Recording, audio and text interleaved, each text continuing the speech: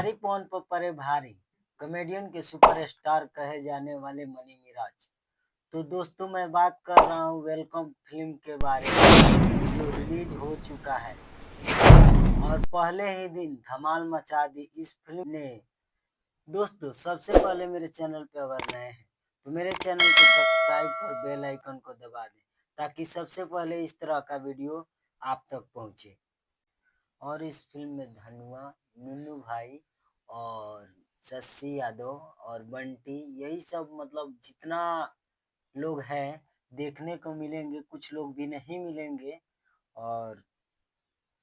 और दोस्तों बात करें इस फिल्म का कलेक्शन के बारे में, तो हमको लगता है कि कलेक्शन अभी नहीं दिया है, लेकिन कलेक्शन हमको लगता है 25 सिनेमा घरों में से 5-6 लाख 7-8 लाख हो गया होगा। फर्स्ट ही दिन रिकॉर्ड तोड़ा है और आगे भी देखते हैं एक सप्ताह में कितना जाता है और तोड़ेगा भी। मनी मिराज लगातार प्रचार कर रहे हैं। दोस्तों हम बता दें कि ये फिल्म भारत के टोटल 25 सिनेमा घरों में लगी है।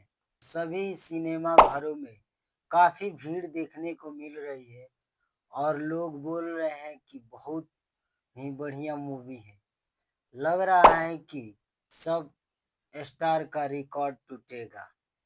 कौन कौन इस फिल्म को देख लिया है कमेंट करके बताएं कि कैसा है फिल्म।